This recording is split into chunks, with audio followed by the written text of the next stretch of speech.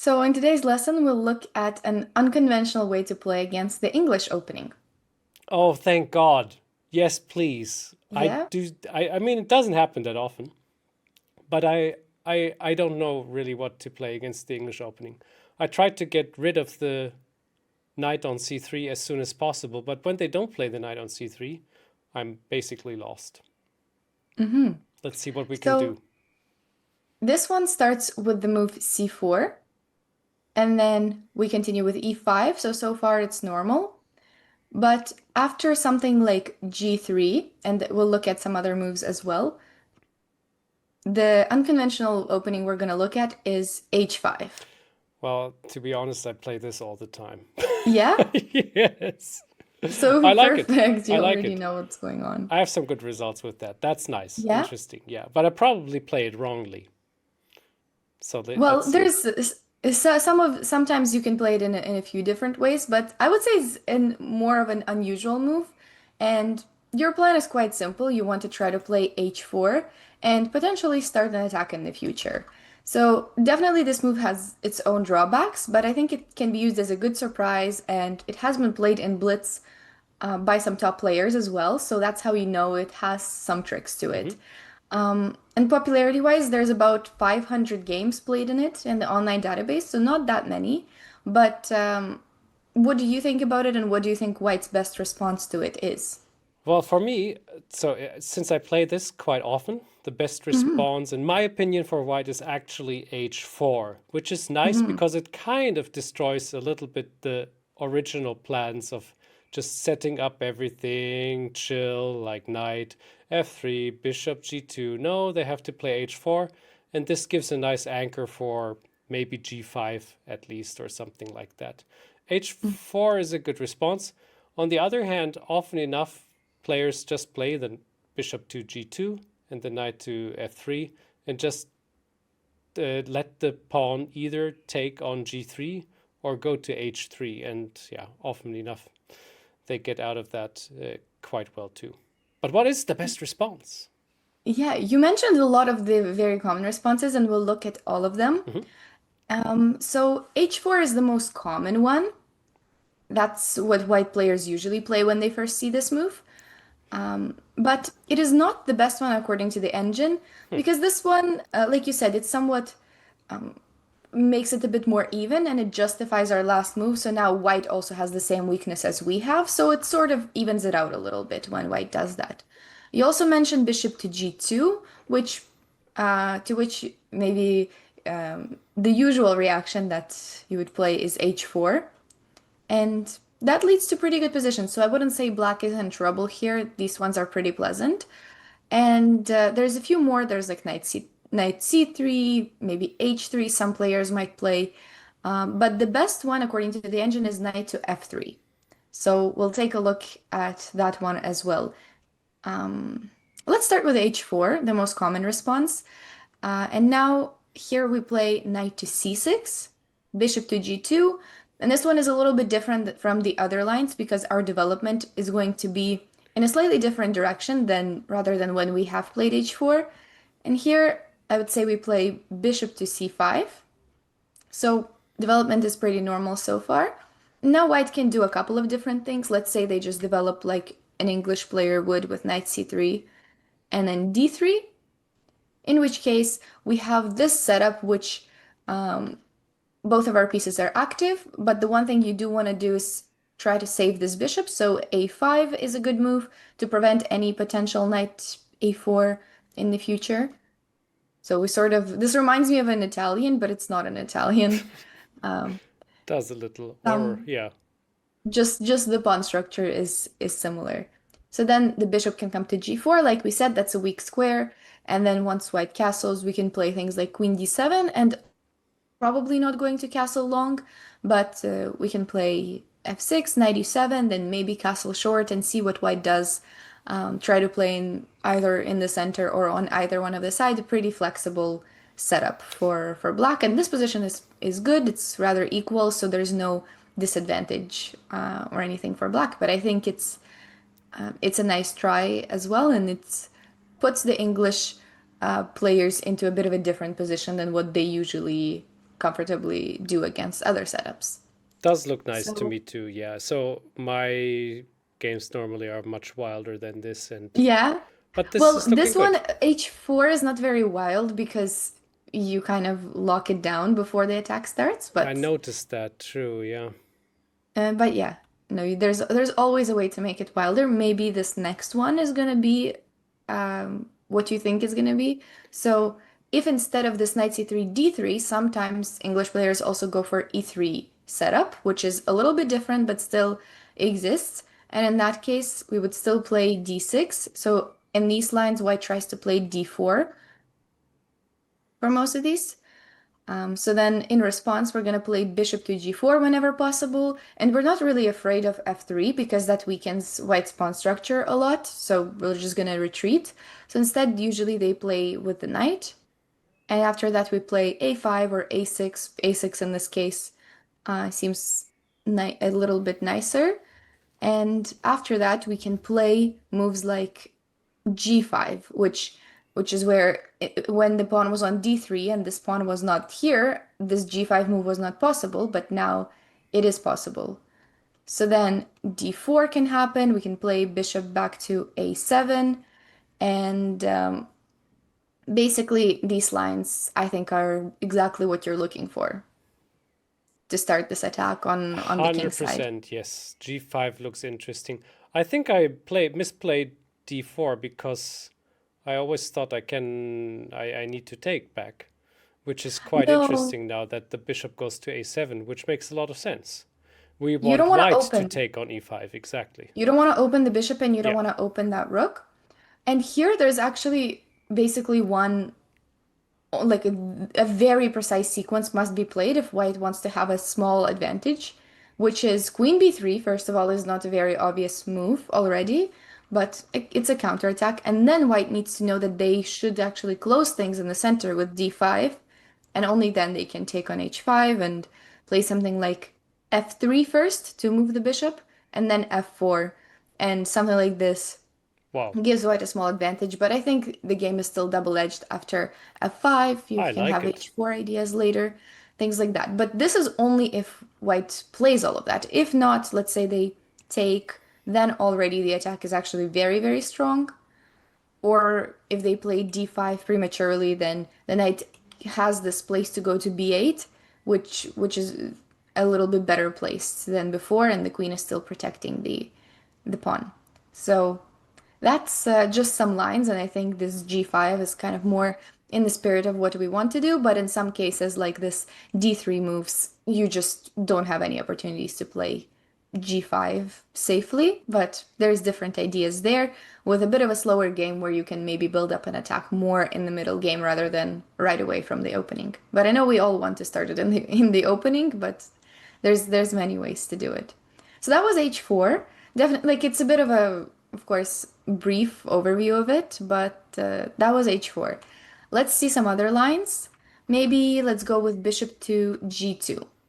So to this, you already know the reaction, which is h4 itself, the whole point of this line. And now one of the best lines I would say for white is to go for an immediate d4. Usually that's the best way to punish any side attack, is to go directly into the center.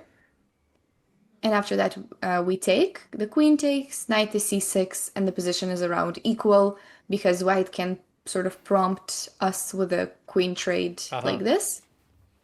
And so an endgame like that is pretty good. Nothing too special for either side, but fairly safe if you would like to play that endgame. And of course, white can also not do that. They can maybe move the queen somewhere else, in which case we'll attack that queen and play on more like that.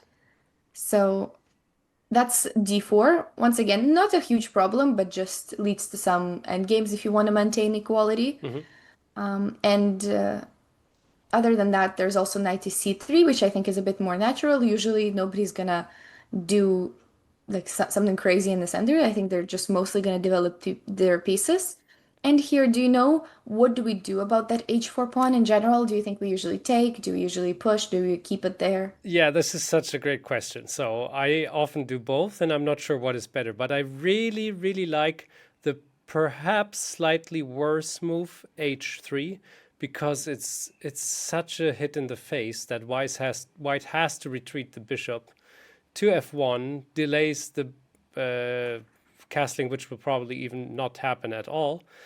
But I think, or this is what I'm noticing, over time, white will gain this pawn back quite easily with, let's say, knight g5 or knight g1 or just later. And that's a little bit of the downside for me. Okay, so it's not actually worse. H3 is the best move. Is it? Okay. So it is the best move. And you're right. Basically, as a rule of thumb, if the bishop has to go back to F1, it's good to push it. Um, if maybe this knight wasn't there just yet and the bishop can go to like a better square, then maybe you shouldn't rush pushing it. But you still can. But especially if the bishop has to go back, then this is a great move, and it can actually be defended by both pieces, so both this rook and the bishop. So far the pawn cannot be won, and it can also be supported by g5, which is a nice move here.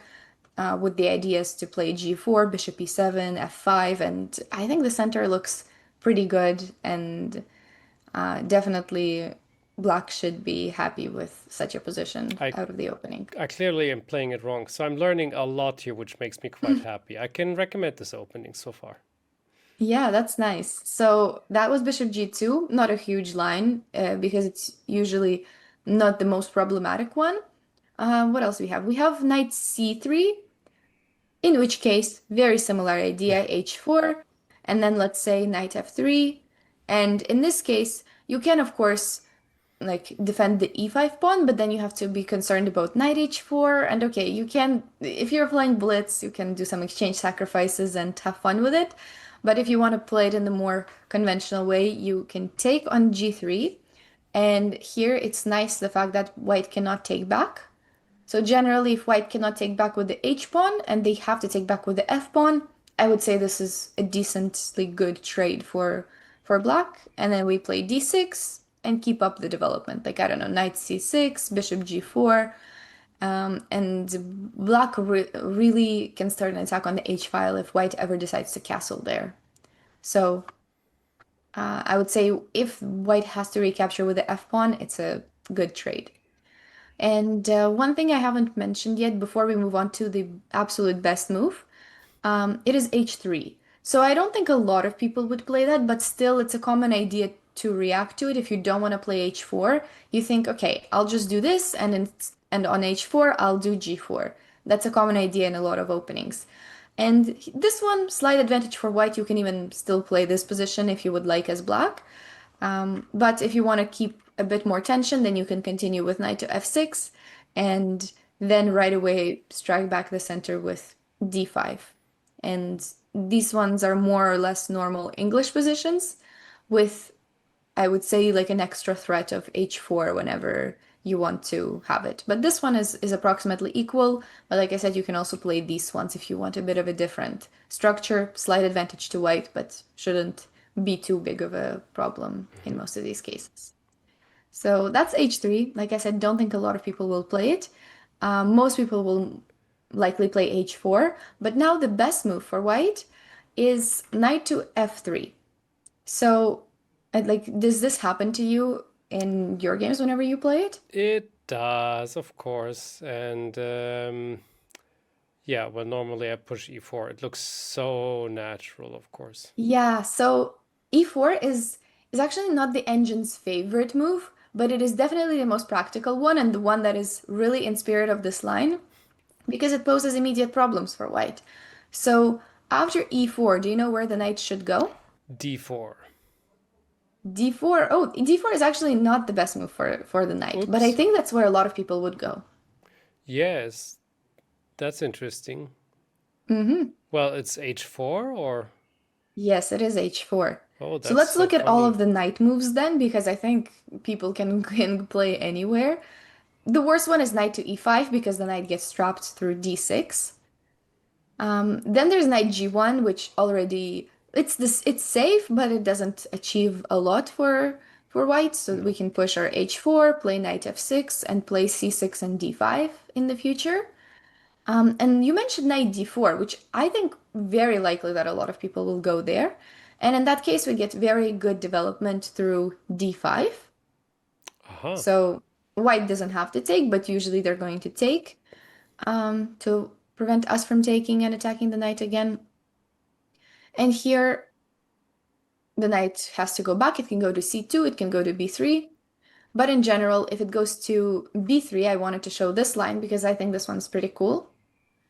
e3 with attacking the rook. And they have to respond with something like f3, and we play h4.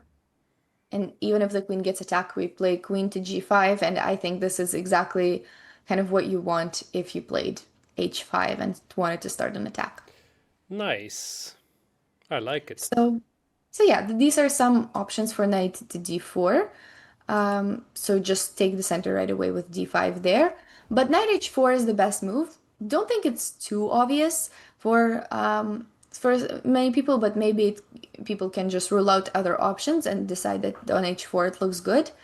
But I would say it's not that clear for white right away as to why this is good. So as black, we respond with attacking the knight. And now a good line that maybe you wouldn't expect as good is actually knight c3, What? after which we take, queen takes, everything looks perfect, but white has an advantage based on development and based on our pieces not being too coordinated and especially the c7 pawn being weak. Uh-huh. But we play knight e7, it's better for white, but I would say it's very like unnatural to play knight c3 Tis. to if you don't have like if you don't know this specific position. I So think I've most never people seen it. play most people play knight f5. You want the knight to be safe and maybe you want to trade it for the bishop, attack on g7. This is the most popular move. And now there's two options. There's a riskier alternative and there's like a safer alternative. Which one do you want? Well, bishop f6 looks to me like the safer one. It's actually the riskier one in my Oops. opinion, but yeah, bishop f6 is one of them and then d5 is the other one. d5. Bishop f6, yes, is a good move, but now there's the reason why I say this is risky is because there's one move for white that is really strong and it gives a very good advantage, but all the other ones are nothing to worry about. Do you know what the best move is that gives problems? d4? No, it's not d4. I have no It's idea. also a very non-obvious move. Very. Knight to e3. And the reason why it gives problems is that this pawn on e4 is actually in pretty big trouble. And in most cases, it's going to get lost. And the reason Okay. why this knight moves away is so that d5 does not come with an attack on the knight immediately. Everything else, let's say the knight goes to c3, d5. And the knight is attacked, Okay. and there's like big problems in the center for white. Same thing here, d5, and now the two pawns can even start rolling like that. So that's why knight e3, once you hear the explanation, it starts like making sense. But otherwise, in most of these lines, um, the pieces can kind of attack this pawn all at once, and it's hard to defend it also because of these like squares. Hmm. So you sort of in most of these lines, the computer would recommend to just give it up, play h4, and play down a pawn like that, try to create some counterplay. But that's why I said bishop f6 is risky, because if you play it, then giving up the pawn is sort of where it usually goes. But if you want a more safe alternative, there's d5. Okay, maybe it's not so safe, but it attacks the knight, Yeah, so the and knight cannot now take here. I finally see that the knight cannot take on g7, which is like the thing which I always feared. Yeah, king here, and then the knight is trapped, so you win it back. So instead of that, the knight will take on e7 if they want to save it. And then I would say this is pretty safe. You don't have to fear like too many things here. You do have to fear losing this pawn on e4, but either way, I think you can just sometimes give it up and play rook e8 if you would like. And I think something like this is interesting. There's even there's already kind of problems with this bishop. Maybe bishop h3 will come up. But just as a sample line, if you want to sacrifice more stuff, if you played h5 in hopes to like sacrifice stuff, there's definitely opportunities to do that. And after queen d7, normally I would stop the line, but there's some interesting exchange sacrifices with rook to e4 that you might sometimes have Yes. an opportunity to do, and then have play something like this with counterplay for both sides. But that's just one of the lines, and in most cases you probably would not have to do that and just put the bishop on h3 and play it that way. But this was the Oh, best line for white, which is knight f3 and h4. And yeah, that's kind of how you would respond to it. And I really like this line because it kind of poses problems right away. And I think it's very likely that white will not know all of the best responses if it's their first time seeing it or if they're not prepared for this specific line. So as a final thing, I think we looked at most of the sidelines, but as a final thing, I just wanted to mention of how to do this if white doesn't start with g3. mhm. So let's say they start with knight c3. This leads to similar positions. Sometimes, if you would like to still go for that h5 line, but I would say we can play knight f6, and now after g3, definitely the main lines would be to play d5 and bishop b4. These are the classic main lines. But now you can play still h5. It's definitely suspicious, and it's not, I would say, as direct as the previous one, playing it on the previous move. But we can just go for something like this, keeping the pawn there. We don't have these h4 opportunities as much because white has the knight there. But we can play this, and let's say if they play d4, then we can take and play the line like this. You can sacrifice the pawn there sometimes with h4 and play against that weakness later. And if d3, if a calmer option for white, then you kind of prepare that h4 for later. It doesn't have to happen right away. But here, for example, the best move is knight d4, and you kind of remove that knight from there, and sometimes you end up playing h4 with an attack later on. Here, there's a lot of trades that happen, but that was just kind of a sample line. Basically, you can play h4 later once this knight gets removed. Or you doesn't have to get removed if you just want to sack everything away. That's possible too. But that's kind of the ideas in knight to c3. And let me think. Oh, yeah, there's only one exception, is that knight c3, knight f6, and now knight f3. So maybe an English player would play that instead of playing g3 right away. And in that case, we don't really have an h5 because we really played that in response to g3. But here, I would say another interesting idea exists, is that we can still play this e4 move, knight g5, and now c6. So the idea is to prepare d5, but of course, we have a pawn that's being attacked right away. If they don't capture it, then you play d5 comfortably or queen e7. But if they do capture it, this is kind of the pawn sacrifice line I wanted to show, is that the knight takes d5. White is going to most likely take, and now we're down a pawn, but we have a much easier development, and white has to spend much more time doing that. And if the knight goes to g3, then we can still play that h5 move. I really wanted it to happen, and it does happen if the knight goes there. And in that case, there's yeah some nice opportunities. h4 is now not as strong, and we get a really nice development, very natural, and already putting some pressure Looking on the knight. great. And if e3, then we definitely have h4 as a move. And now the best move is knight to e2. Maybe it's the only place for the knight, but also some people play bishop to b5 sometimes, which is not as good because we get an h3 idea in as well. So these ones I would say are generally really nice positions, even though you're down a pawn, but the bishop pair is kind of strong and you don't have any problems for the black side other than the pawn. And if knight to e2, then that's the only line where it's a bit more suspicious, but still there's quite strong compensation, especially if you can start an attack on the queen side and or even just Ooh. prevent white from developing. So that's 2 pawns. It's a lot, but position is rather even, so that's how you know there's pretty good compensation. And that's just a suggestion against of how you can sacrifice a pawn and still lead to interesting positions where you can sometimes even play h5.